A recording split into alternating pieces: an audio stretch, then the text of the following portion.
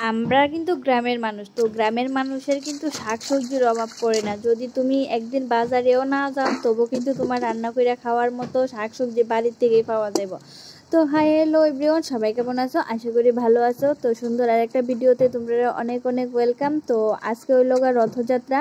তো সবাই তো বিকালবেলা রথ দেখতে যাইবা। আমার ভাগ্যটা এতই খারাপ, আমি আজকে কিন্তু রথ দেখতে যাইতে পারতাম না বিভিন্ন একটা কারণে।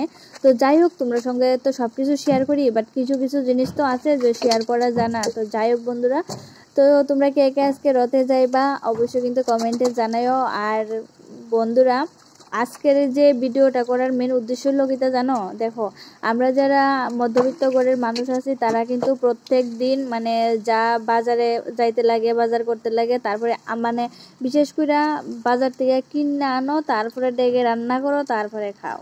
তো যাই হোক, আমরা কিন্তু বাড়িঘরের মধ্যে টুকিটাকি সবজি কিন্তু লাগাই, বা এমনিতেই যে বর্ষার সিজনে এমনিতেই বাড়িতে অনেক সবজি উঠে কিন্তু। তো কালকে কিন্তু তোমরা দাদা ভাই বাজারে যাইতে পারছে না, তো ঘরের মধ্যে সবজি টবজি তেমন কিছু নাই ভালো। তো হঠাৎ করে ভাবলাম দেখি বাড়ির চারপাশ থেকে ঘুরে কিছু পাওয়া যায়নি শাক রান্না করার লেগা। আর দেখো, এমন একটা বৃষ্টির মধ্যে এমন মানে টাটকা যদি কোনো শাক খাওয়া যায় কিন্তু খুব ভালো লাগে। আর শাক সবজিটা কিন্তু আমারও কিন্তু খুব ভালো লাগে। তো আমি বেশি দেরি করছি না, না কইরা বালতি একটা লইয়া বাইরে গেছি গা শাক টুকানি। তো আমি বাড়ির পেছন দিকে যাইয়া দেখি এত পরিমাণে দেখো ফুয়ের ডুগা পুঁই শাক। তো পুঁই শাক কিন্তু খুবই ভাল লাগে, আর এমন টাটকা একদম সার ছাড়া।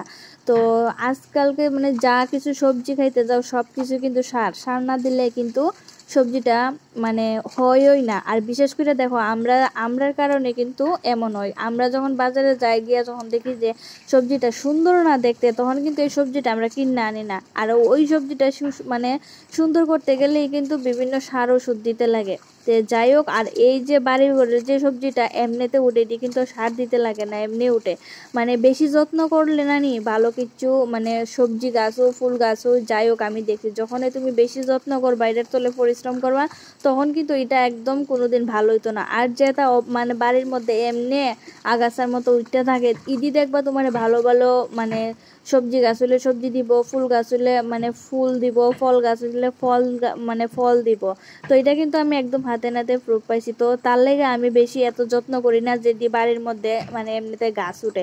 তো আজকে দেখো বাড়ির চতুর্দিক থেকে জানো আমি এত পরিমাণে পুঁই শাক তুলে আনছি, জানো ম্যাক্সিমাম 10 থেকে 15 জনে খাইতে পারবো, এত ফুয়ের ডুগা একদম কচি কচি একদম টাটকা টাটকা ফুয়ের ডুগা।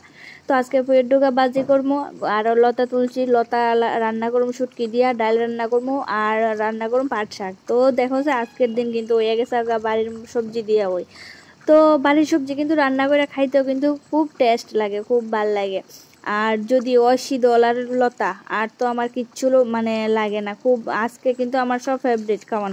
দেখো আজকে বাজারে গেছে না, কিন্তু আজকের দিনে কিন্তু চলে গেছে 3-4 তরকারি বাড়ির থেকেই বানাই লেছি। তো কে কে আমার মতো এমন বুদ্ধিমতী আছো অবশ্যই কিন্তু কমেন্টে জানাইও। তো সংসার করতে গেলে মাথার মধ্যে একটু বুদ্ধি তো খাটাইতে হয় না। তো যাই হোক বন্ধুরা, তো ভিডিওটা কেমন লাগছে অবশ্যই কিন্তু কমেন্টে জানাইও।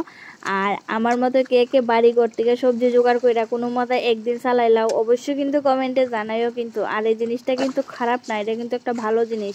আর এই দেখো, এই যে সবজিটা এটা কিন্তু খাইয়া এত ভাল লাগবে, তুমি বাজার থেকে পুঁই শাক কিনে না খাইলেও এতটা ভাল লাগতো না। তো বন্ধুরা, ভিডিওটা আজকে এখানে শেষ করি, দেখা হইব নতুন আরেকটা ভিডিওতে। আর ভিডিওটা কেমন লাগছে তোমরা কিন্তু অবশ্যই কিন্তু কমেন্টে জানাইও। আর এইভাবে তোমরা পাশে থেকেও ভালোবাসা দিও। টাটা, আজকের লেগা নতুন আরেকটা ভিডিওতে দেখা হইব।